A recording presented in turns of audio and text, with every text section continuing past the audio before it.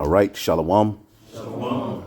First and foremost, we give all praises to the Heavenly Father, Yahweh, Bahashem, Yahushai, Bahashem, Rachak Wadash. Double honors to the apostles, the elders at Great Millstone who rule well.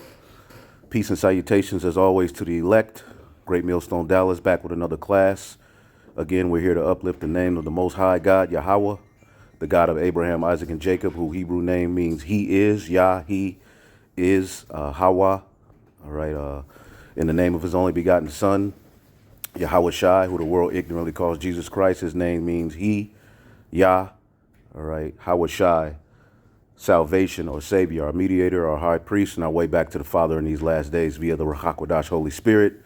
Back again with another class today. We wanted to deal with a particular doctrine that has been in Israel. You know, even the Apostle Tahar said that goes back to when he first started learning. He was an Israelite. So this goes back to the 80s and even beyond, dealing with the so-called white race, the man who rules this current beast system, being the seed of Japheth. You know, and there's particular angles particular people go. And for years, people have said this. You know, a lot of people have made this claim, you know, but prophetically, they've never been able to back it up. They go to some history and they go to DNA and this and that. And like the Elder Yatazak says, they run out of precepts. But here recently, with this guy, Ronald Dalton and others, he's not the only one. He teaches that doctrine, that the so-called white man is Japheth. But now they've opened another can of worms with the proclamation that America is Babylon the Great. Okay, so if you believe that America is Babylon the Great, which is true, all right, and you also teach that the so-called white man who rules Babylon the Great is Japheth, then that's a great deal of confusion and it's off. So that's what we're going to deal with, Lord willing, disprove, as the scriptures say. We're here to cast down imaginations and strongholds and things that exalt themselves up against the knowledge of Yahweh Bashem Yahushua. Because if we're at the end of this age, if we're getting ready to get the kingdom, according to the Holy Scriptures, what nation of people will be in rulership before we got that kingdom? All right, that's why we're going to go to 2nd Esdras 6, and then we'll start at 7. Did anybody have anything? I find it interesting that the name Japheth is only mentioned in the scriptures 12 times. Yep. Yep. I was just looking at that. So I mean, but that's Esau. Like, come Right. on, man. He's not even, again, as I always say, when you get Psalms, the 83rd chapter, when it speaks of the nations that are, you know, in cahoots to cut off the name of Israel, it's not one Japhetic nation mentioned, but then you have Esau and Amalek mentioned. Okay? And who within this captivity has been a thorn in our side more than any other nation? The so-called white man. All right? And when we go into the scriptures, we don't find a long war between the Japhetic people and the Israelites. Okay? Again, the Medes, who ruled alongside with the Persians, they were Japhetic. All right? But pretty much outside of that, and even within that captivity, it wasn't as brutal as the captivity under these Edomites. Okay? But anyway, let's go ahead and get 2nd Esdras 6 and 7, and then whatever precepts that flow, you know, ultimately, hopefully you brothers and sisters are edified. Go ahead. 2nd Esdras chapter 6, verse 7. Then answered I and said, what shall be the parting asunder of the times? Mm-hmm. Or when shall be the end of the first and the beginning of it that followeth? We constantly hear about this kingdom, the kingdom of heaven. We always talk about the kingdom. And as we should be asking, you know, Esdras was asking back then, all right, so when are you going to get rid of the heathen ruling? He complained about this in various scriptures, even later on in this chapter, I believe. He's like, you made the world for our sakes, but why don't we possess an inheritance? Like, dang, when, how long? When we going to get the kingdom? Well, that's what he's asking right here. When shall be the end of the first and the beginning of it that followeth? Go ahead. And he said unto me, from Abraham unto Isaac, when Jacob and Esau were born of him, Jacob's hand held first the heel of Esau. Mm-hmm. For Esau is the end of the world. That's right. And Jacob is the beginning of it that followeth. So Esau is the end of the world, and Jacob is the beginning of it that followeth. So the kingdom of heaven won't come. Somebody get the book of Obadiah, verse 21. The kingdom of heaven won't come lest Esau falls. Okay, so the kingdom of heaven is synonymous with Esau's fall. The Edomites falling leads to the kingdom of heaven. Now, how can that be identified in the Bible? Yeah, it says Esau, but there's a particular kingdom prophetically that we also know has to fall. Okay, let's get Obadiah first, and then somebody get Revelation. Obadiah 1 and 21. Yep. It's Obadiah 1 and 21. It reads, "And Savior shall come up upon Mount Zion to judge the mount of Esau." And this is dealing with salvation. Okay, and Savior shall come up. Okay, go ahead. "And the kingdom shall be the Lord's." So the kingdom will be the Lord's after the mount of Esau is judged. The mountains or the mount of Esau represents a government or a power structure. And prophetically, that can be identified as the beast system. Okay, the beast system that would have rulership in the earth, all right, in end time prophecy. All right, and what we'll show you is that rulership would be the revival of Rome. That is the revival of Rome, because who ran the ancient Roman Empire as concerning the Western Roman Empire? The Edomites. And when you go into history, it ties Edom with Rome. So the revival of that Roman Empire will be the revival of Rome's power. And that's what secretly runs this world. Even this great RESET, which is childish, we even have to say that, it's tied to a group called the Club of Rome. Okay, the Club of Rome and their ideologies is really, going back to dealing with the Malthusianism and, the green agenda. That all goes back to the Club of Rome. So it's the Club Rome really rules this current world. Okay, and it's openly when you look at the infrastructure, but when you look at even the names of different secret organizations, it's all tied to Rome. You got something? This is the book of Daniel, chapter 7, verse 13 and 14.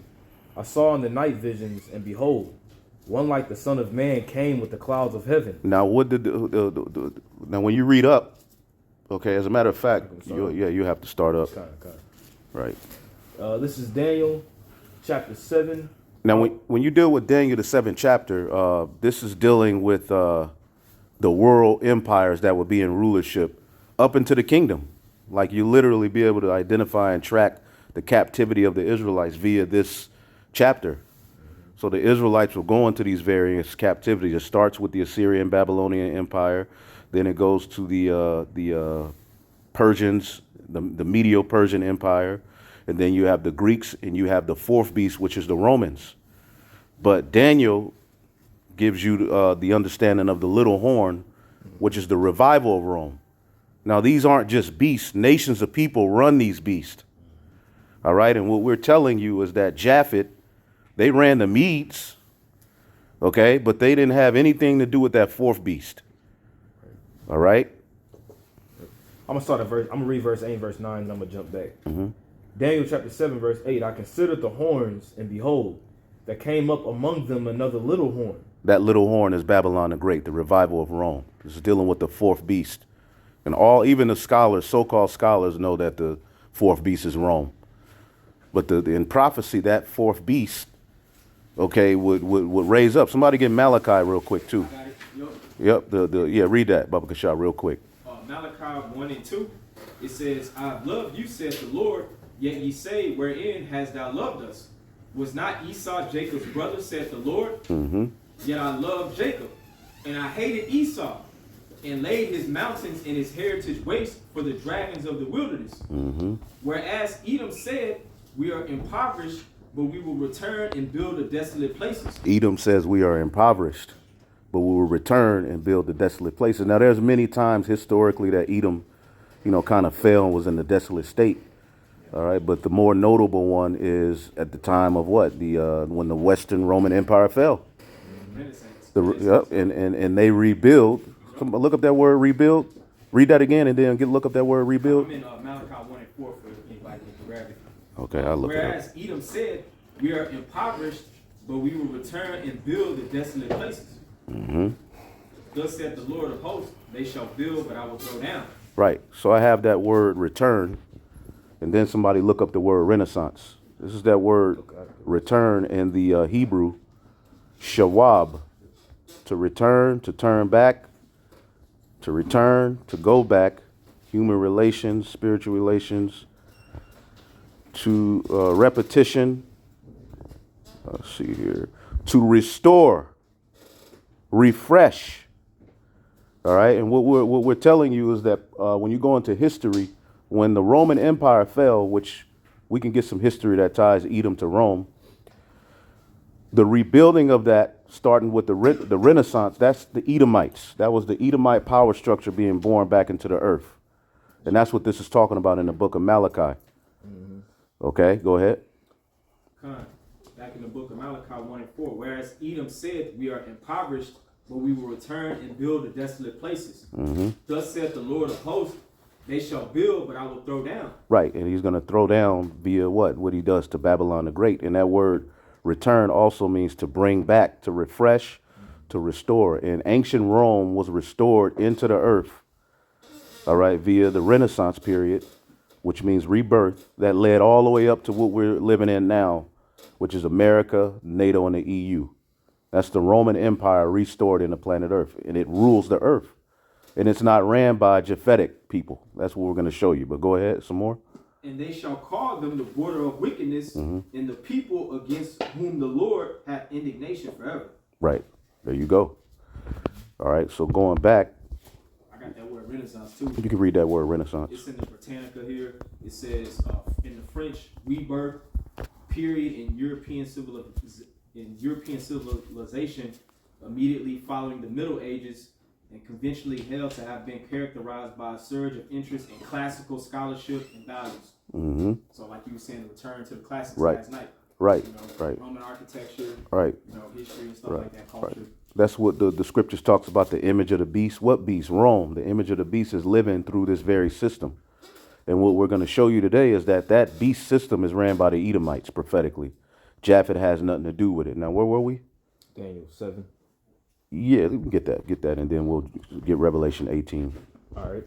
This is Daniel chapter 7, verse 8. It says, I considered the horns, and behold, there came up among them another little horn, before whom there were 3 of the first horns plucked up by the roots. The Spanish, the French, and the British had to fall, and out of the British came Babylon the Great, okay, America, which has led to this. And that is an extension of the Renaissance. Britain itself, the Spanish itself, the French itself, all of that is an extension of the Renaissance. That's all of those top scientists. They were just forwarding Edomite thought process. That's all they were doing. The pseudoscience that rules the earth today goes back to the ancient Roman Empire. Yep.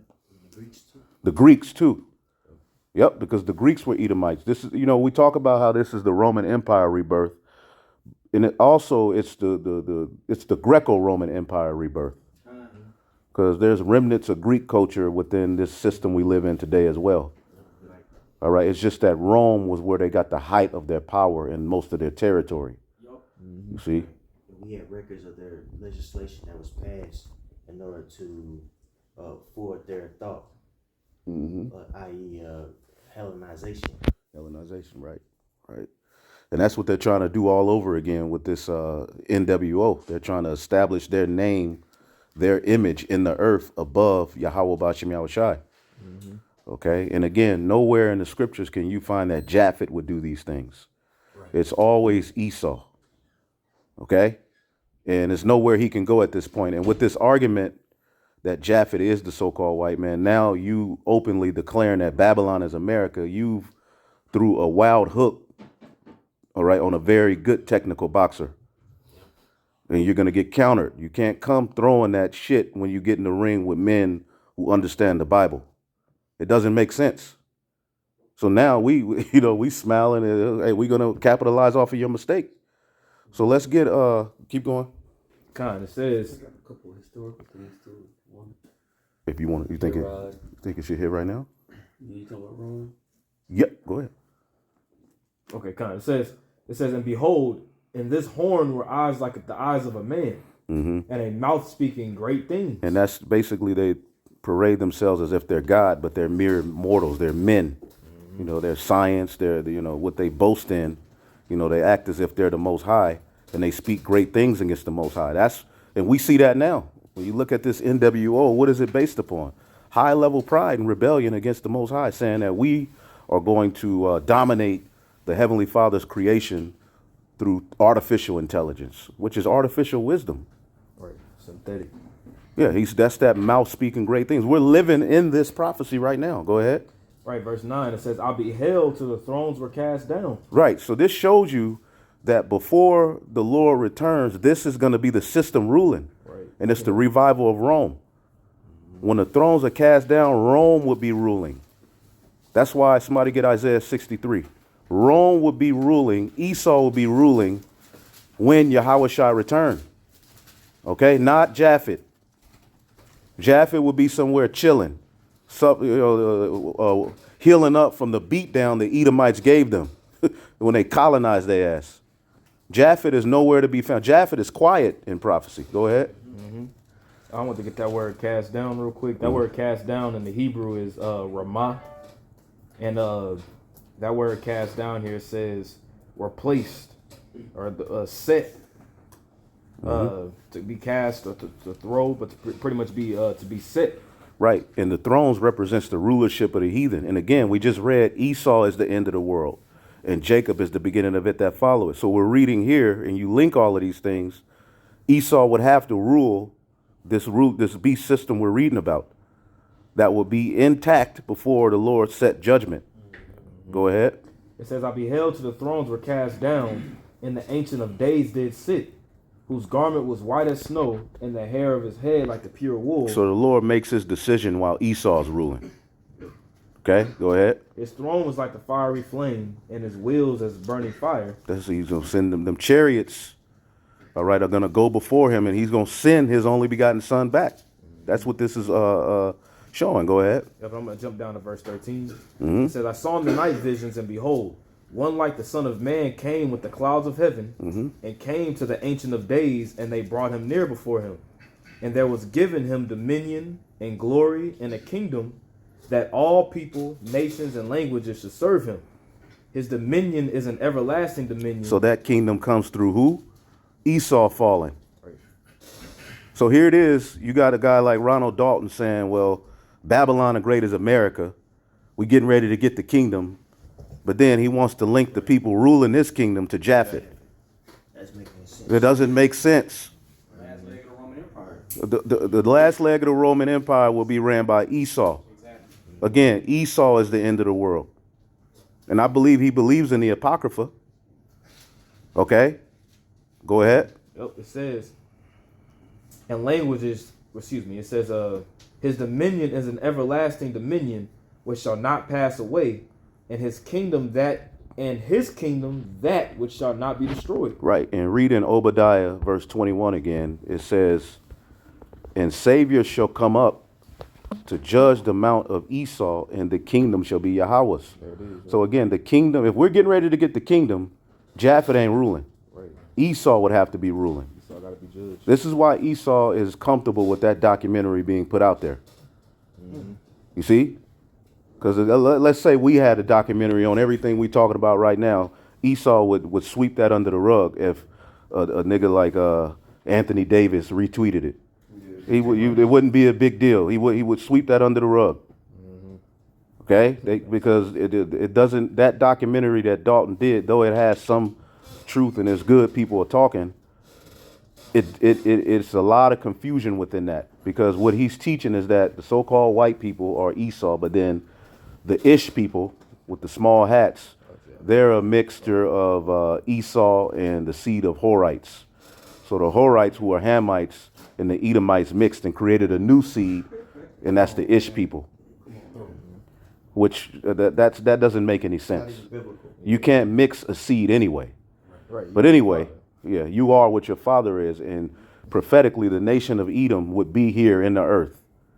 Okay, and the Ish people are of the seed of Edom. They're just another tribe of Edom. Just like you got 12 tribes of Israel, you have particular tribes of Esau. Yep, the Dukes of Edom. Right? Go ahead. Now, where we at? I have this because if Rome is going to come back and rule again, the question is who ruled Rome? And this simple It's a simple Google search. You read here in Matthew 2:1, it says, Now when Yahushua was born in Bethlehem of Judea, in the days of Herod the king, behold, there came wise men from the east to Jerusalem. Who is Herod? You know, you look up Herod, and I'm just typed in Herod. I'm at AmazingBibleTimeline.com, and you can find this in many places. Herod the Great, and Edomite rules Palestine is the name of the article. It says Herod the Great was born in the land of Idumea or Edom around 74 BC, which is about when he appears in the Bible timeline chart. He was the son of Antipater of Idumea, who was a high-ranking official for Hyrcanus II. Herod was an Edomite that had adopted the customs of the Jews. Right, because John Hyrcanus, which was of the Hasmonean dynasty, Boom. for political reasons, he forced all of those Edomites and other nations that were around to become Jews. Because in order to fight in the military and pay taxes, you would have to be a Jew. So he was like, all of y'all, you know? So that was the beginning of the so-called white man calling himself a Jew. But then there was a Roman emperor who eventually, as they mingled and wiggled around, gave the Herodian dynasty dominion over Judea. Okay? Right, yep, Pompey. And then what did they do? Herod declared himself king of the Jews, but he was an Edomite, which goes back to an age-old war that started in the womb of Rebekah. Really, it goes back to the garden. It goes back to the seed of Cain versus the sons of God. But when there were twins in her womb, all right, and Jacob got the blessing eventually, and Esau was mad. So historically and biblically, there's always going to be friction.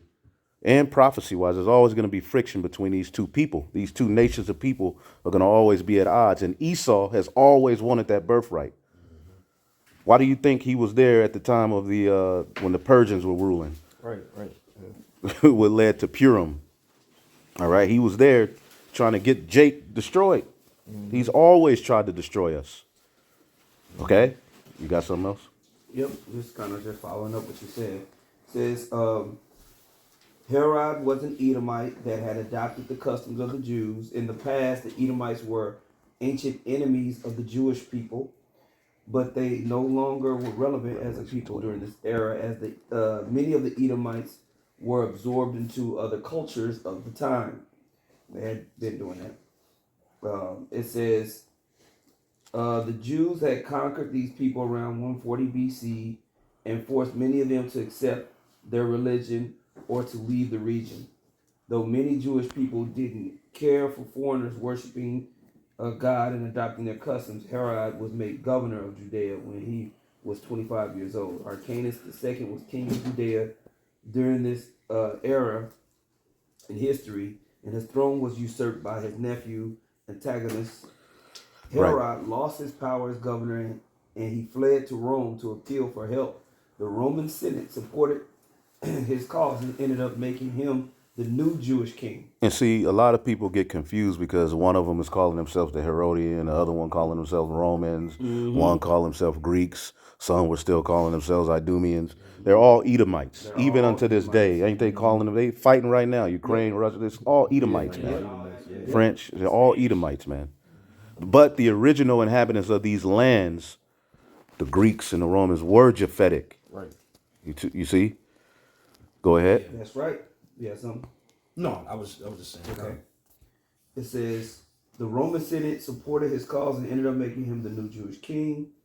Herod went back to Judah in 39 BC and married Antagonist's niece so that he could have some legitimacy to the throne and the Jewish people.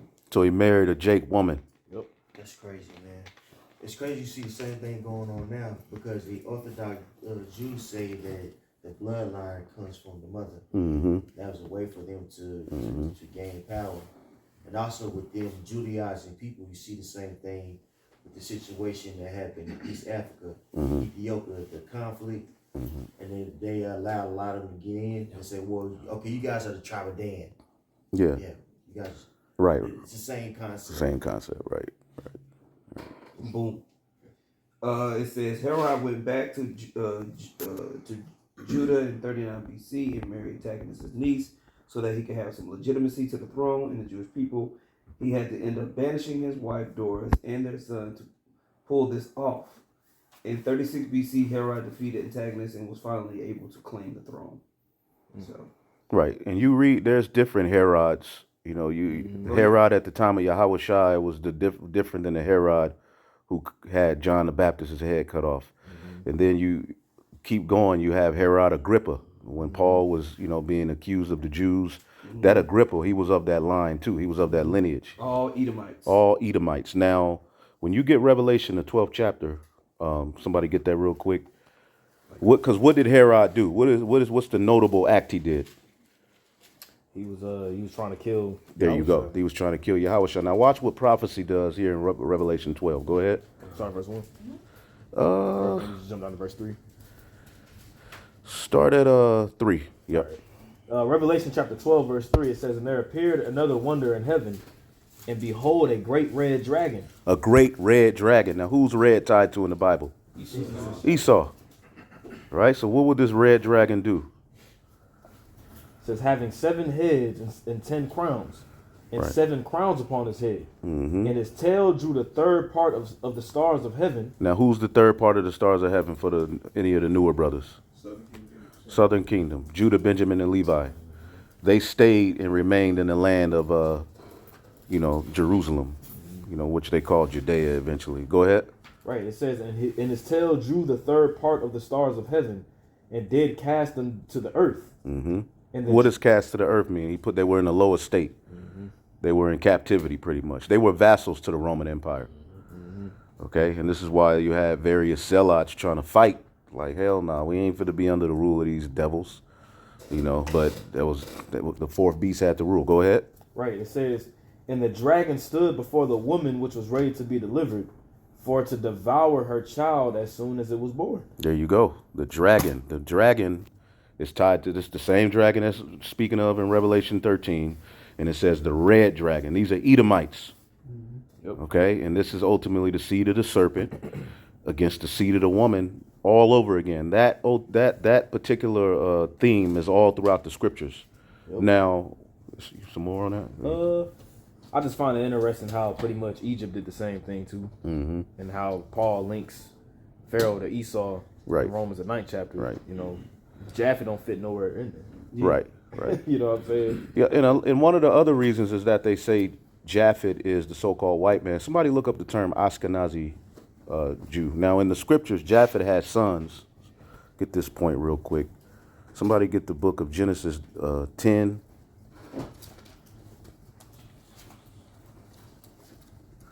Where it goes into the sons of Japheth. Genesis 10 and start verse 2. Start at 2. Genesis 10 and 2. The sons of Japheth, Gomer and Magog and Madai Right. and Javan and Again, Tubal. these are Japhetic lands. Even when we go to Ezekiel 38, who does it say? Gog and Magog. All right, but who is in that land actively doing these deeds in this time? It's the Edomites. All right, but go ahead. It says, and Javan and Tubal and Meshach and Tiras and first 3 sons of Gomer. And the sons of Gomer, Ashkenaz, because you just mentioned Ashkenaz, right. Ashkenaz is one of them. That's one of the sons of Japheth, right? Now, today you have a group of people calling themselves Ashkenazi Jew. Now, my question is, are they claiming to be the seed of Japheth? No. Why do they call themselves Ashkenazi Jew? Because they are saying we are Jews and our fathers were in this land. They're calling this land by its ancient name, which they say Germany, but when you look it up, it's like French, the area of Turkey.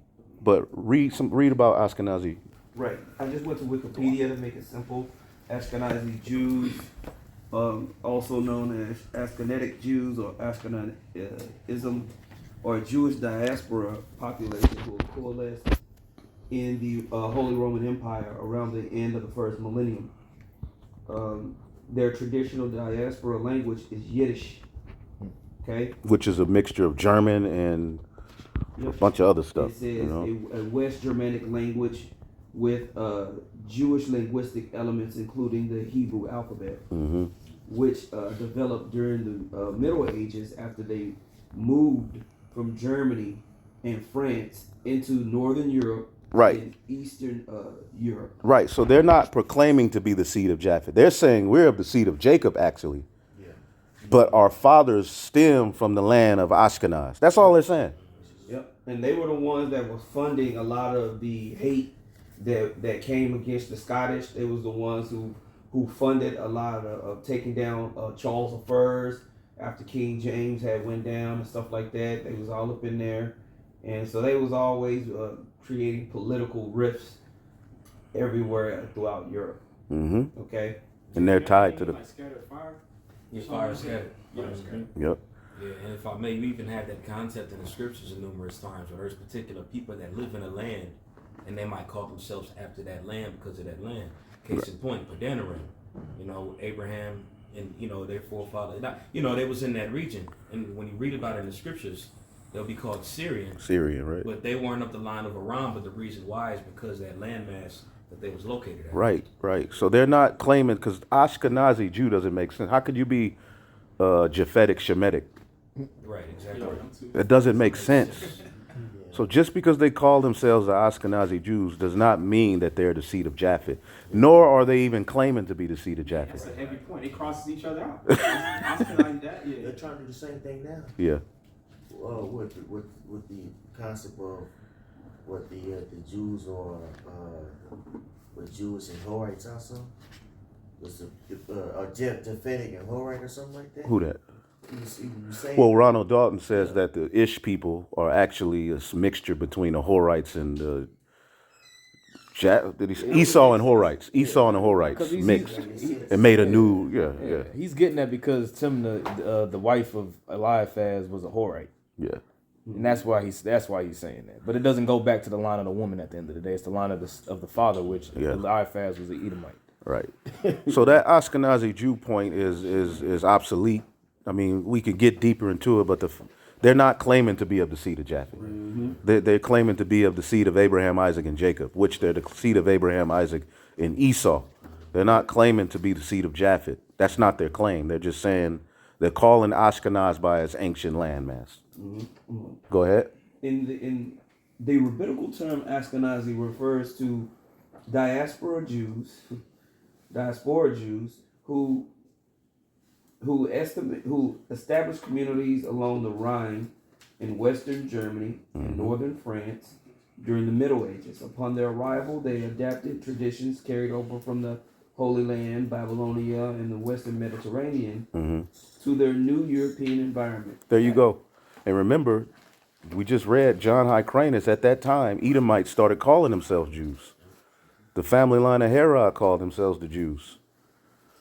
Yep. And that's why John the Baptist was cursing Herod out. The same thing we're doing is what John did. If you call yourself if you're a Jew, then why are you committing sin? It's basically the same thing we're saying. Go ahead.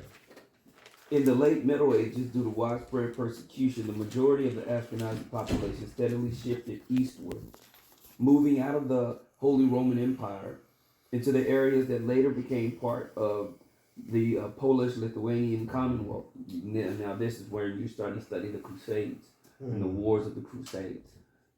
And it was all about this Christian, Jewish, Muslim battles that were happening throughout all the lands. And then the stories of the Templars and them protecting so-called Jewish people and all that type of stuff. Okay? Polish-Lithuanian Commonwealth. These areas today comprise parts of present-day Belarus, Estonia, Latvia, Lithuania, Moldova, Poland, Russia, Slovakia, and Ukraine. Over the course of the late 18th and 19th centuries, those Jews who remained in or returned to historical German lands generated a cultural reorientation under the influence of the I can never say this word, Hasidic, and the struggle for emancipation, as well as the intellectual and cultural ferment in urban centuries. They gradually abandoned the use of Yiddish and adopted German while developing new forms of Jewish religious life and cultural identity. Okay, so yeah, it's a lot of history that goes into them marrying in, getting political power, begging, you know, Right.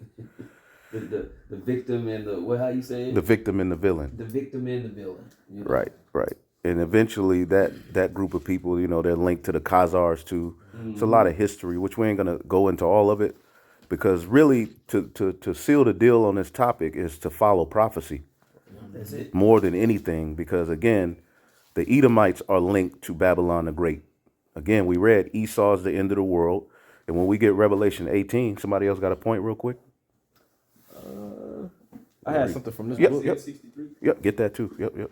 I'll read this. This is from Arthur Koestler, the 13th Tribe, and I'm gonna read apart from page 228, going into 229. It says, "For the sake of piquantry, it should be mentioned that the Ashkenaz of the Bible refers to a people living somewhere in the vicinity of Mount Ararat and Armenia. Now, what is Ararat? Turkey. All right, go ahead. The name occurs in Genesis 10 and 3 and 1 Chronicles 1 and 6 as one of the sons of Gomer, who was a son of Japheth. Ashkenaz is also a brother of Togarmah and a nephew of Magog, whom the Khazars, according to King Joseph, claimed as their ancestor. And this is why one who is spiritually discerned must break down the Bible. Because you see these names and you just automatically think it's talking about the you know, you have to understand how to discern. And people see that in Ezekiel 38, Gog, Magog, and they think it's automatically talking about the seed of Japheth. No, it's the Edomites. The scriptures talks about how they would take lands from particular nations, oppress a man in his heritage. That's what they're doing. Worldwide, they've done this. The Edomites, go ahead. So, and another thing is, like, if that's the case, if Ashkenaz if they're saying that those are the Jews, how come in prophecy it calls for Ashkenaz to team up with the Medes to destroy Babylon? There you go. There you go. You know what I'm saying? That would offset the whole idea of them being the people. You know what I'm saying? It says, for Ashkenaz is also named in here it is, that's the spirit. For Ashkenaz is also named in Jeremiah 51, where the prophet calls his people and their allies to rise and destroy Babylon. To come up against Babylon. All right. They do what said that. I'm gonna jump down and read this last little part. Actually, no, that's a point. That's it. All right. Now, anybody else got something? I was going to say on verse 2 in Revelation 18. Just find a good spot. Just find a good spot. Because when you get Revelation, the 18th chapter is dealing with the fall of Babylon. This is a power structure that will be ruling in the earth. Okay, and we can tie it to everything we've been reading. We read about the revival of the fourth beast in Daniel, the 7th chapter, which is the revival of Rome. All right, go ahead. I just wanted to make a real quick point because we were talking about basically how Esau has moved around, changed his name, he's marrying into families, he's mixing to get political game, to create legitimacy of his bloodline. Mingling himself among the people. You know? And so when you go to Genesis, the 27th chapter, it talks about the blessing between Jacob and Esau, That's it. right? So you skip down, and I'm going to read quickly to get to the point. What verse you at? I'm at verse 37. And this is a very important to the lesson, the water. Genesis 27 and 37 says, And Isaac answered and said unto Esau, Behold, I have made him thy Lord, talking about Jacob. I have made him thy Lord, and all his brethren have I given to him for service. And you got to think Esau and Jacob were blessed with the fatness of the earth, meaning they would both have world rulerships. No other nation is promised a world rulership. But the difference between Jacob's is that the Lord told Jacob, you're going to be Lord over your brethren. You know? So go ahead. And with corn and wine have I sustained him. And what shall I do now unto thee, my son? And Esau said unto his father, Hast thou but one blessing, my father? Bless me. even me also, O my father. And Esau lifted up his voice and wept.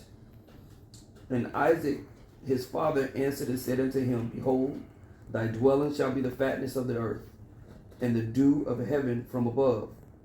And by thy sword shalt thou live, and shalt serve thy brother. And it shall come to pass that when thou shalt have the dominion, thou shalt break his yoke from off thy neck. And Esau hated Jacob because of the blessing wherewith his father blessed him. And Esau said in his heart, the days of mourning for my father are at hand. Then will I slay my brother Jacob. Now, in verse 40 it says, and it shall come to pass that thou shalt have dominion, right? I always like to go into this word dominion. Right. So Isaac is promising Esau, you're going to rule the world at one point. But you're going to do it by the sword. Yep. You know? This word, you're going to rule the world, right? You're going to basically have the fatness of the earth. And you're going to have the dominion. When you look up that word, dominion in the Hebrew, the word is rarad, right? And when you go to this word, it says to wander restlessly, roam, right? To roam about. And so, and you see, this is how Esau has been able to use the sword, get up into different nations, take resources, create wars, and then get the dominion. Neither keep it at home. And either keep it at home. The border of wickedness. Who does that? Who's doing that? That's Esau. The prophecies are identifying markers of who's who, what's what, where's where, and how's how. Esau is the so-called white man that's been using his sword, having the dominion by wandering into different lands, reestablishing borders, corrupting the people, and doing what he's got to do. And he's perpetually hated Jacob. He's perpetually hated you so-called Negroes, Latinos, and Native Americans. Why? Because of the blessing. Because of the blessing. Okay? That's right. They vowed to kill Jacob, but he didn't get to. You know what I'm saying? And the prophecy said that it was going to be two nations, two manner of people. Those are the stars of the show, man. That's it. Those are the stars of the show. Right. Yeah, you got extras and people that walk by. But yeah, I would say 12 times in the scriptures versus all the precepts going into Edom being the end. Yep. Yeah, come on, man. And it's like, okay, so when was this prophecy fulfilled? When did Esau get world rulership? Right now.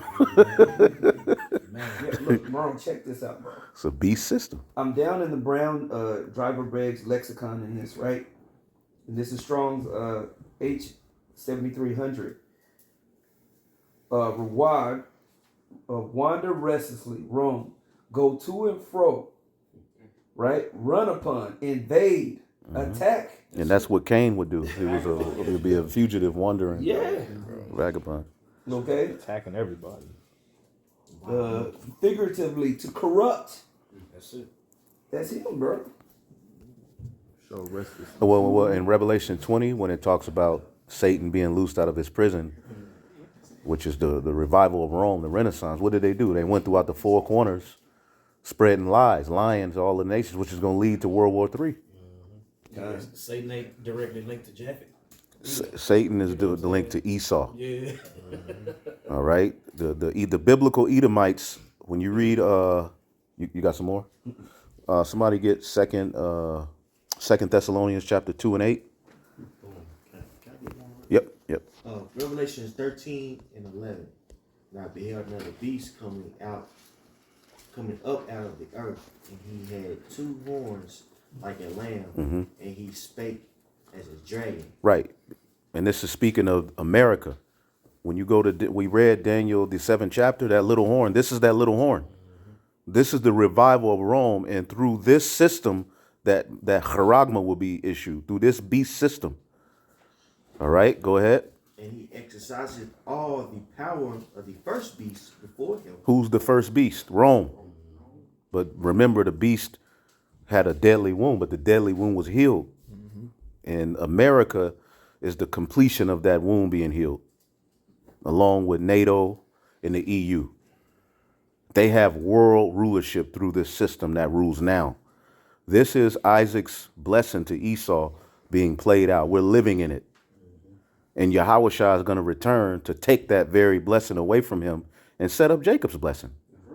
Japheth has nothing to do with that process. Oh, I say Japheth ain't even mentioned after First Chronicles.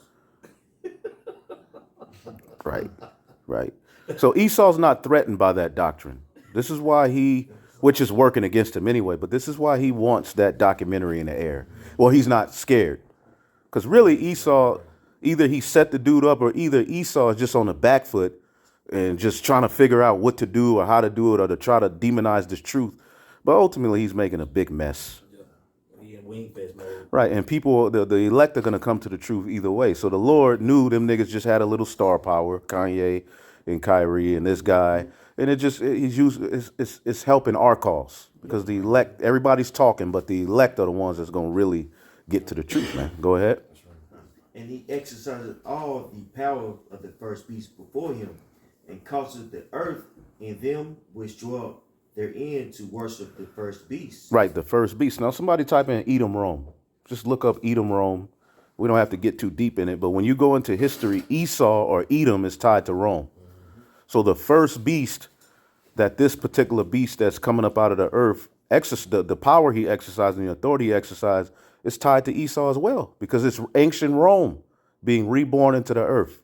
And how does America exercise the power of Rome? You have a Senate, okay? You have Roman numerals, the Constitution or something is based upon ancient Roman law. It's a bunch of everything. The Colosseum, everything that we see today links us back to ancient Rome. Capitoline Hill. The Capitol building. Yep. Whose deadly wound was healed. Damn. Read that again, Baba Kashah. Just read it through. I'll read it through. And he exercises all the power of the first beast before him, and causes the earth and them which dwell therein to worship the first beast, whose deadly wound was healed. Whose deadly wound was healed. You might have to go to DuckDuckGo to get better information. Well, I actually got a page. Okay. Oh, shit. My man. Go ahead. They got a book they selling on Amazon. Yeah, I called see The Esau, Edom, Rome, the hidden identity of the man of sin. Right. This book right here is called The Roman Empire, the Empire of the Edomite. And this page right here is it's in the 10th page, and it really just quantifies everything that's been said so far. But it says, so long as the Israelites enjoyed a great and formidable empire in Canaan, but after that, the powerful republic of the 12 tribes had been destroyed by the Assyrians and the Babylonians. They wonderfully increased in numbers and in strength, extended their dominion to the west, and this is talking about Edom right here, all right, subjugated Italy, founded Rome and the Roman Empire, and at length entirely overturned the Jewish state, which is what brothers went into, how they infiltrated, when they converted into Judaism, not Judaism, but our beliefs. When you continue, it says, the second temple being destroyed by Titus Vespasian and professing the religion of, says Jesus Christ, which they were the first of all nations to embrace, they hold Jacob in captivity till the Messiah ben David or Yahweh Shai shall appear. So yeah, that's another thing. Prophetically, the final captivity of the Israelites, which we'll get to that in a minute, will be by the Edomites. Go ahead. It says the rabbins further assert, and this book was made in 1854, so this is a while ago. It says the rabbins further assert that the prophecies of the prophets against Esau, Edom, and the cities of Edom have as yet received but a small accomplishment, which is going into, back in Rome, but it's saying that's only a small piece of their fulfillment of Genesis, the 27th chapter. It says, and have yet received but a small accomplishment, but that they will obtain their full fulfillment in the punishment and destruction of Rome Christian. They designate the eternal city impious Rome. They denominate their empire the impious kingdom, or kingdom of impiety, and they believe that the son of David will not come until the impious kingdom shall have been extended over the whole world. And that's going into Rome being an impious kingdom. So what it's saying is pretty much Yahweh Shai is not going to come back until Esau's influence is spread throughout the whole known world, which backs up Revelation 12, what we just went into, and Revelation 13. Yep. So like I meant to say Revelation 13. And that's why you have a lot of contemporary rabbis that call this place over here the land of Edom. The land of Edom, yep. So they know that Esau is supposed to be ruled. Right. You have a war between a class of Edomites. You have there's some Edomites who say that they're the Jacob, and then they call the Amalekites Esau, but they track they asses great. Like they give good information. Yeah, like if you study like the British Israelites, Yep. and you go and start studying what they believe, they really track Esau, and big time. They did that for us. Yep. And, we used to go through their information. It was like, damn. They would track all the kings of Esau, where they would get, how they got in Turkey, became the Ottoman Turks, ruled the Ottoman Turks, became the Khazars and everything like that. So they tracked them very well. And these Talmudists here that wrote that, a lot of those Talmudists rabbis, but basically they equate Christianity at that time because you got to remember over the course of time, Christianity got infused with all types of idol worship. Modern Christianity is nothing but, Egyptian, Babylonian, Persian, Greek, and Roman idol worship. Right now we're in that season. That's right. Okay, and so they were like, man, this is Rome. This is nothing but Edomite Rome. You know what I mean? And so, they were right about it. And then I'm like looking at an article right now that's basically saying, according to Jewish historians, Romulus, the founder of Rome, was of the line of Esau. The story of Romulus and Remus, the myth of how Rome began or whatever, To a soothsayer or something, Yeah. And they're saying basically it was two Edomite brothers fighting over who was going to rule, And so, man, they track and trace it for sure. Man, I got a quick precept for you. Let's go check. This is Lamentations chapter 4, verse 22. It says, the punishment of thine iniquity is accomplished, O daughter of Zion. He will no more carry thee away into captivity. He will visit thine iniquity, O daughter of Edom. He will discover thy sins. And when you go into that word visit here, I just had to pull it up. Esau is the end of the world. There you go. That's the same. That's Esau is the end of the world. The final captivity of the Israelites is that fourth beast, is Babylon the Great, which we'll touch in Revelation, the 18th chapter real quick and get a few other precepts. But there you go. Boom. Right there it proves that the Edomites are the last people who would have us in captivity. Go ahead. When you go into that word visit in Lamentation 4 and 22, the word is quad in the Hebrew. And it says to pay attention to or to observe or to seek. Just as what he just went into, how they carefully documented who Esau was and where he was going to be at. That's just an example of that precept right there. The Lord had used certain particular people to be able to, we track him down through the Spirit, but the Lord used particular people to actually track him down from where he is to help point his ass out. That's it on that precept. Right. Go ahead. Like just to add to the priest's point there, he said that that word visit goes into Pakad. Well, that also links it to Babylon in Jeremiah 50th chapter. There you go. Merathiam and Pekad. That's Pekad yep. Visitation. So Heavy.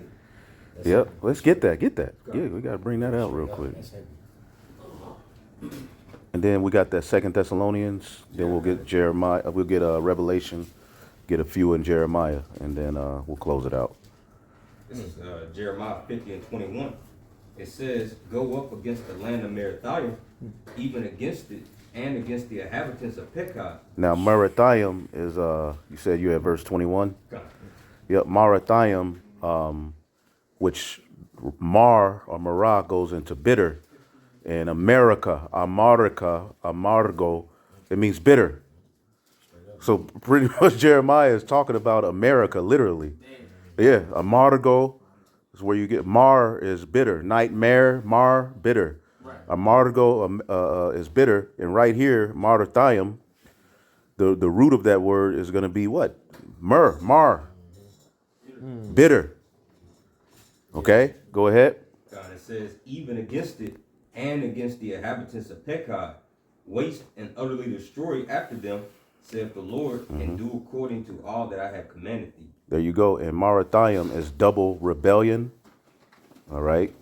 And we know that this is that double rebellion. But when you go to the root word, bitterness, bitterness. So America has this particular. So Jeremiah was specifically describing here. Because when we're reading Jeremiah, the 50th chapter, we have to understand that this was a letter, and we're going to get a scripture out of this chapter. This was a letter that Jeremiah wrote to the captives at Babylon to assure them that they would be delivered. But when you read the letter, it ain't talking about getting out of ancient Babylon. It's talking about this. So that letter is really up to us right now. Okay? Now, let's go to, anybody got something else? I had a quick one. Go ahead. This is Psalm 137, verse 7. It says, remember, O Yahweh, the children of Edom. We'll get that in just a minute. We'll get that one after. Let's get 2 Thessalonians 2. You want verse 7? Yeah. This is 2 Thessalonians chapter 2 And we'll get and that one verse next. 7. It says, for the mystery of iniquity doeth already work. Now, Paul said the mystery of iniquity doth already work. What was the mystery of iniquity at that time? The Herodian dynasty. Trying to work themselves up in there to get control of Jerusalem and do what they've always wanted to do. Set up their pseudo blessing. Go ahead. It says, for the mystery of iniquity doeth already work. Only he who now letteth will let, until he be taken out of the way. So the Lord allowed these devils to do everything that they're doing. Okay, the power to do what he's doing was given unto them by the Lord. Go ahead. And he's going to do it until he's taken out of the way. Go ahead. And then shall that wicked be revealed. And then shall that wicked be revealed. Now, the beautiful thing about this wicked is when you read up in this chapter, jump to verse 3 and then read through 4. Con. 2 Thessalonians 2 and 3. Let no man deceive you by any means, for that day shall not come, except there come a falling away first. 70 AD, Esau kicked us out of Jerusalem. Go ahead. And that man of sin be revealed, the son of perdition, who opposeth and exalteth himself above all that is called the Most High, or that is worshipped, so that he, as the Most High, sitteth in the temple of the Most High, showing himself that he is the Most High. There you go. He would be in the temple of the Most High. Now, what is the original temple of the Most High? The Garden of Eden, which happens to be Jerusalem. So the man of sin that will be revealed will be in the Holy Land. In end time prophecy, he would be literally in the land, showing himself that he's the children of the Most High, boasting up himself against the Most High. All of these things lead to the people who rule now. Now jump back to verse 8. Con. Dropping down to verse 8, it says, and then shall that wicked be revealed, whom the Lord shall consume with the spirit of his mouth, and shall destroy with the brightness of his coming. Even him whose coming is after the working of Satan. There you go. Even him who's coming. He came to do Satan's will. That's what he came to do. And he did a good job. It's just that you're at the time of Satan, your Satanism. Go ahead. It says in the middle of verse 9, even him whose coming is after the working of Satan with all power and signs and lying wonders. And what's that word power? And what's that word lying? Pseudos. Who rules the earth by pseudoscience? Esau, Edom. Not Japheth. This ain't talking about Japheth. This is talking about Esau, Edom. That old serpent called the devil and Satan, and it links him to the dragon. The dragon is tied to the old serpent, which is the devil and Satan. So it all makes sense when you link the Bible prophetically. Go ahead. It says in verse 9, verse 10, and with all deceivableness of unrighteousness in them that perish, because they received not the love of the truth, that they might be saved. Right, and that's what Esau would do. He would come with lies. Revelation 20, real quick, and 7. Nah, I'm already there. This is the book of Revelation, chapter 20, verse 7. And when the 1,000 years are expired, Satan shall be let loose out of his prison, and shall go out to the Satan. Now, we just read that it's a particular man that's tied to Satan. Satan just means adversary. So this ain't talking about no damn red. He swole, he red, and he's just in a cage somewhere, and then he jumps out and put on some Converse and just goes to get out of jail. Like when Jake get out of jail, he go find his ex-girlfriend. Nah, this ain't talking about that. This is what we were talking about, the Renaissance. Because for 1,000 years, Esau was destitute. He was a caveman. People didn't trust him. He was looked down upon. All right. That was during the Byzantine Empire. But there was a point where the Lord revived Rome. He revived Esau. Go ahead. Down. Revelation chapter 20, verse 8. And shall go out to deceive the nations which are in the four corners of the earth. See, that's what he did. That's what Esau has done with his power. He's went out through the four corners of the earth, as we read, with the blessing given by Isaac. When you shall have the dominion, you will be all over the place. You will be throughout the four corners of the earth. And what he's doing is going to lead to Gog and Magog. Keep going. Down. It says, Gog and Magog to gather them together to battle. Right. The number of whom is as the sand of the sea. There you go. So their wickedness would lead to the very point where we're at now, where Gog and Magog, which who's in that land is Russia, is leading a rebellion against the West, and the beast system is being broken up. Now, let's get that, what you had in Revelation. Unless somebody else got something. Psalm. Yep, get that Psalms, and then let's get Revelation 18, Okay. and we'll get a few more. This is Psalm 137, verse 7. It says, Remember, O Yahweh, the children of Edom in the day of Jerusalem, who said, raise it, even to the foundation thereof. Which is going into, you can link this up with a lot of times, but, during the time of the Babylonians coming through, destroying us, Esau was right there. And Esau also is looking to take us down by way of his policies and his laws now, lining up with Psalm 83. Verse 8, it says, O daughter of Babylon, who art to be destroyed. So Edom is tied to the daughter of Babylon. That's how they're going to pay. And this is a prophecy too, because this act that he's talking about of what they didn't even happen until the Babylonian captivity. Right. Keep going. Read 8 again.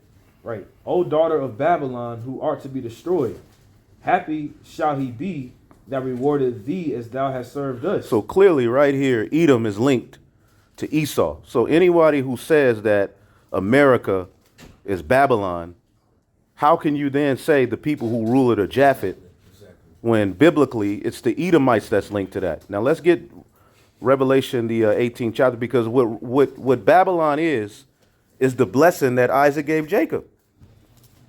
That's really what Babylon is. What does it say in somebody get Jeremiah 51:7? What a blessing that Isaac gave Esau. The blessing that Isaac gave Esau. You said Jeremiah 51:7. He would go throughout the four corners of the earth, rule, take over, lie, steal. I got it. Go ahead. This is Jeremiah 51:7, all right? It reads, Babylon hath been a golden cup in the Lord's hand, that made all the earth drunken.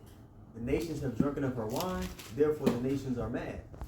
Babylon is suddenly fallen and destroyed. How for her? Take balm for her pain. If so, she may be healed. Mm-hmm. We would have healed Babylon, but she is not healed. Forsake her, and let us go every one into his own country. Mm-hmm. For her judgment reacheth unto heaven, and is lifted up even to the skies. Now let's get Revelation 18. Somebody got something? I had a quick. Okay. Just quick scripture. How you just said how America is the fulfillment of Isaac's blessing to Esau. This is Hebrews chapter 11 and verse 20. Let me get in KJV. It says, by faith Isaac blessed Jacob and Esau concerning things to come. Woo! Which is prophecy. And when you read the last verse in Hebrews 11 verse 40 in the NLT, it says, for the Most High had something better in mind for us, so that they would not reach perfection without us. Talking about in these times. That's right.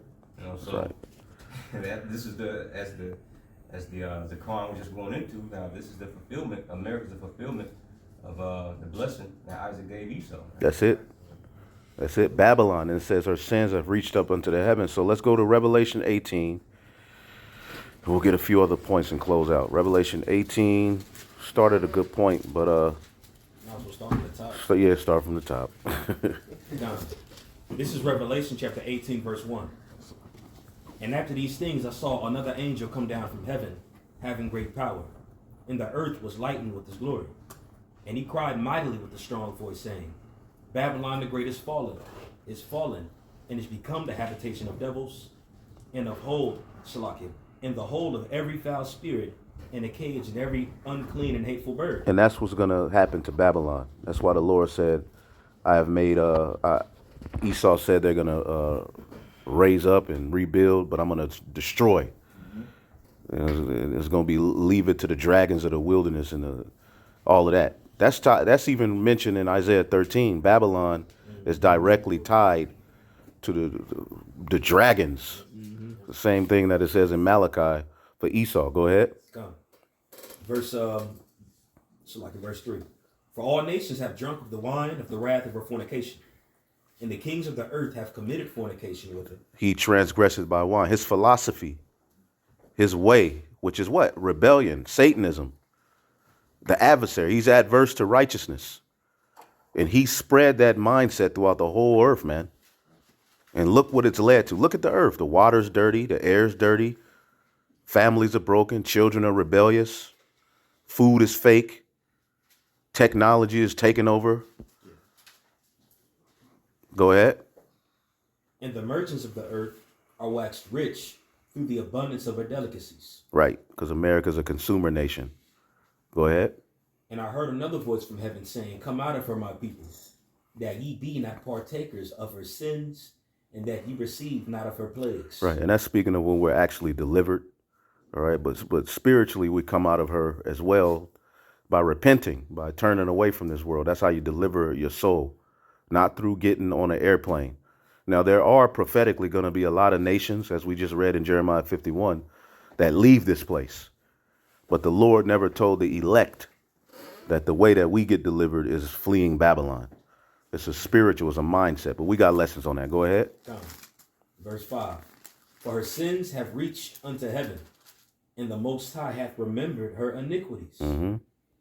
Reward her even as she had rewarded you, and double unto her according to her works. Mm-hmm. And the cup which she had filled, fill her double. Right, and when, go to Lamentations 4 one more time.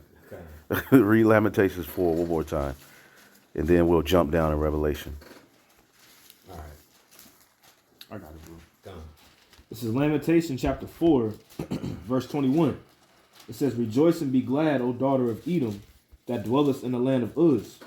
The cup also shall pass through unto thee. The cup is going to pass through unto you. Mm-hmm. Which the cup is what? Hard times, hell, captivity. Go ahead. Right. It says, Thou shalt be drunken and shalt make thyself naked. Mm-hmm. The punishment of thine iniquity is accomplished, O daughter of Zion. He will no more carry thee away into captivity. There you go. Proving who would have us in captivity. He would have us in captivity.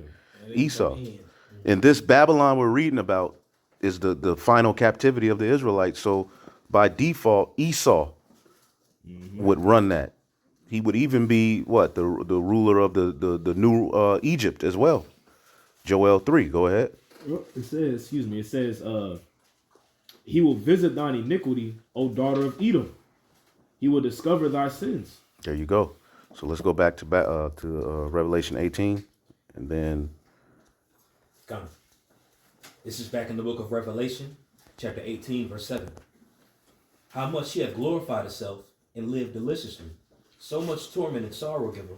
Right. So this chapter basically is outlining the destruction of Babylon the Great. Jump to verse 20. Gone. This is Revelation chapter 18, verse 20. Rejoice over her, thou heaven, and ye holy apostles and prophets. That means that we would be captive there. Mm-hmm. Right? Go ahead. For the Most High hath avenged you on her. Right. Remember, O Lord, the children of Edom. All of these things tie in to Babylon. Go ahead. Verse 21. And a mighty angel took up a stone like a great millstone, and cast it into the sea, saying, Thus with violence shall the great city Babylon be thrown down, and shall be no more at all. Now jump to 19. So Babylon has to fall. Esau is the end of the world. But what's next? Jump to verse 19, Revelation 19. Gone. This is the book of Revelation, chapter 19, verse 1. And after these things I heard a great voice of much people in heaven saying, Hallelujah! Salvation and glory and honor and power There you go. unto the Lord our God. Salvation comes after Babylon falls. Salvation comes after Esau's judged. Right.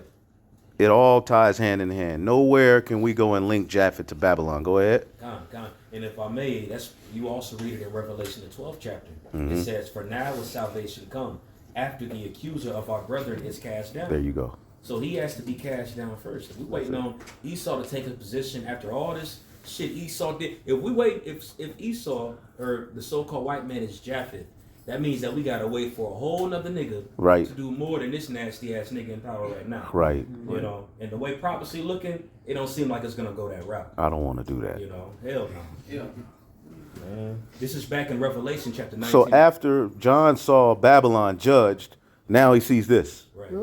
Read it again. Revelation. Salvation. That's it. Revelation chapter 19, verse 1. And after these things I heard a great voice of much people in heaven saying, Hallelujah, salvation and glory and honor and power unto the Lord our God. For the true and righteous are his judgments, for he hath judged the great whore, which did corrupt the earth with her fornication. Ooh, it said did corrupt the earth with fornication, and that's that same word for corruption for Esau back that he would have the dominion too. Not the same word, but that word corrupt was in that definition for dominion. Gone. And it says, and hath avenged the blood of his servants at her hand. You want to keep going? Yeah, read that next verse. Okay, verse 3. And again they said, Hallelujah, and her smoke rose up forever and ever. There you go. That's the judgment of Babylon the Great. Now somebody get Jeremiah 49 and 17. I'm right here. Speak up too. Jeremiah 49 and 17. Also, Edom shall be a desolation. Edom shall be a desolation. Now what nation in the Bible was tied to being desolate? Edom. Malachi. Babylon. Oh, Babylon. Babylon. Edom will be ruling. But Edom will be ruling at Babylon. So right here it says Edom shall be a desolation. Go ahead.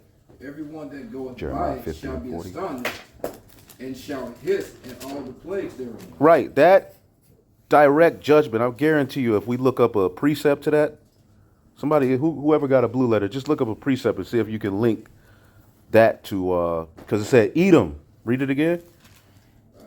Also, Edom shall be a desolation. Everyone that goeth by it shall be astonished, and shall hiss at all the plagues thereof. I believe Isaiah 13 says the same thing, right? Mm-hmm. You got it?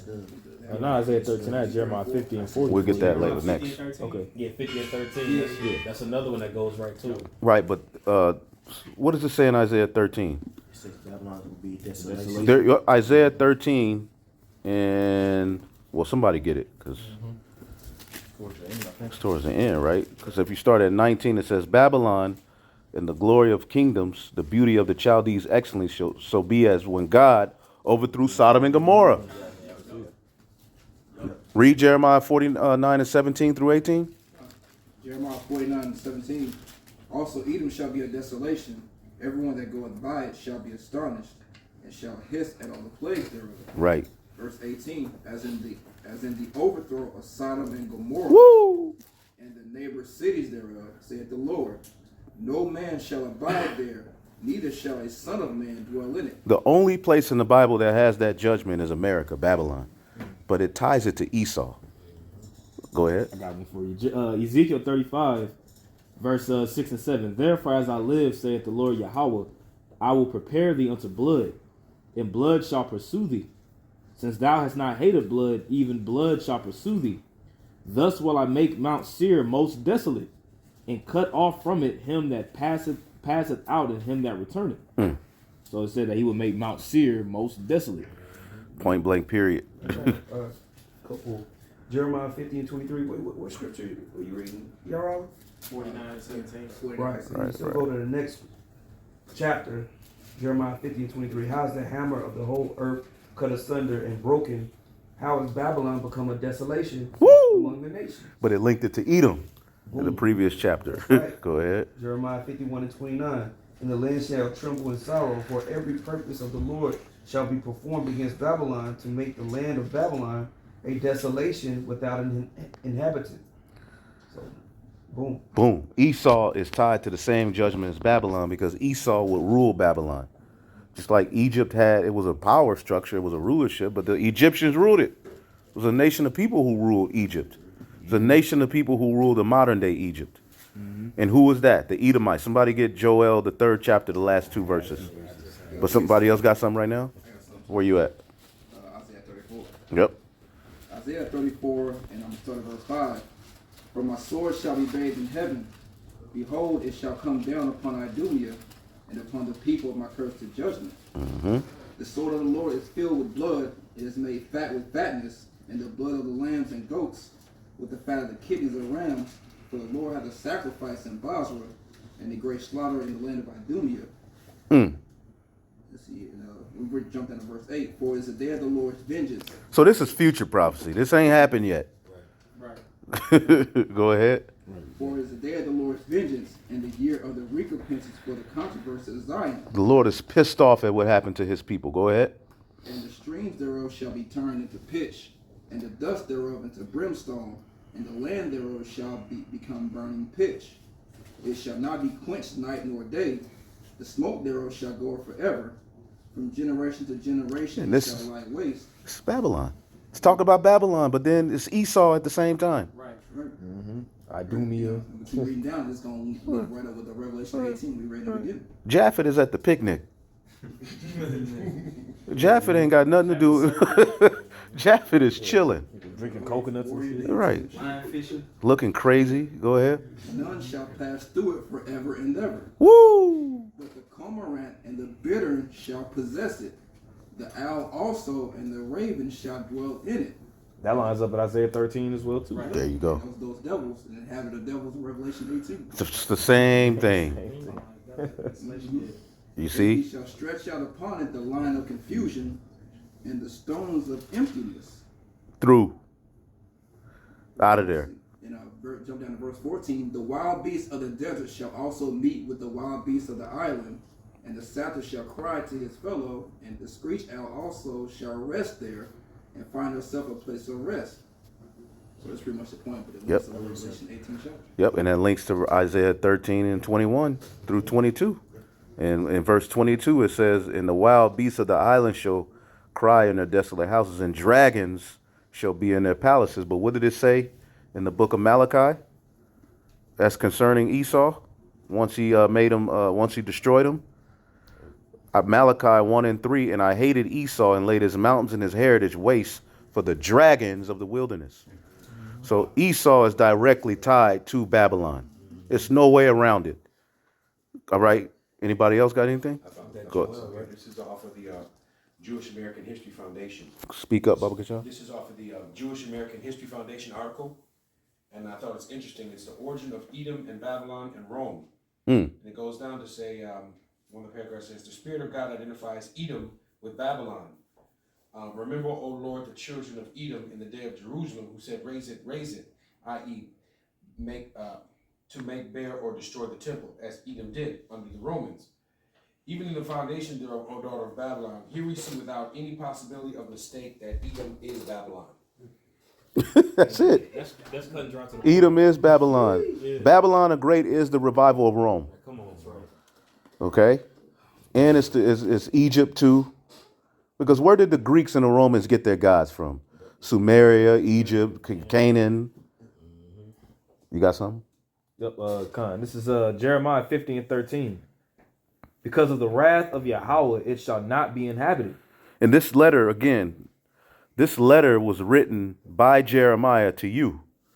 Because when you read in chapter 51, it tells you that as Zedekiah went to pay tribute to Nebuchadnezzar, Jeremiah wrote this letter, and he told Sariah, read this to the captives. As a matter of fact, let's get real quick. Let's get Jeremiah 51 so brothers can know this history. Last couple verses. And read, this is dope. Read verse 59. Jeremiah chapter 51, verse 59. It says, the word which Jeremiah the prophet commanded Seraiah the son of Neriah, the son of Maaseiah, when he went to Zedekiah the king of Judah into Babylon in the 4th year of his reign. So Sariah was going to go with Zedekiah to pay tribute to Nebuchadnezzar. Sariah was like the gift giver. He had the gifts and everything to give to the king Nebuchadnezzar at this time. So Jeremiah was like, when you go there, read this to Jake. Go ahead. Right.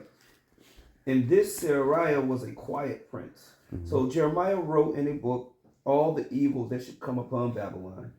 even all these words that are written against Babylon. And Jeremiah said to Sariah, when thou comest to Babylon, thou shalt see, and thou shalt read these words.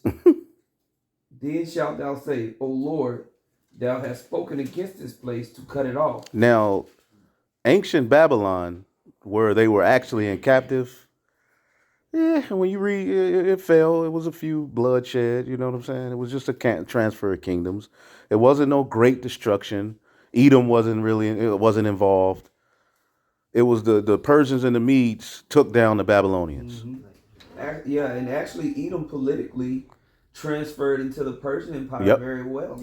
By the time we reached the time of Purim, Esau had places all throughout the lands. You know, they had all types of political positions, even though Esau was having back and forths out of Macedonia with Persia. You know, and so when you think about with the wrath that came down, you see, wow, like, man, y'all some whole ass niggas, man. Y'all trying to get up in here. Y'all trying to get up in here. You know, it says that in the editions of Esther, how Haman, the Macedonian, was seeking to try to pretty much assert the throne to establish the Greeks in the power and take the Persians down. That was, you know, with that whole thing. That's right. Yeah, soon after the Greeks did take them. Yep. Absolutely. So, going back here in Jeremiah 51 and 62, just listen up, Ronald.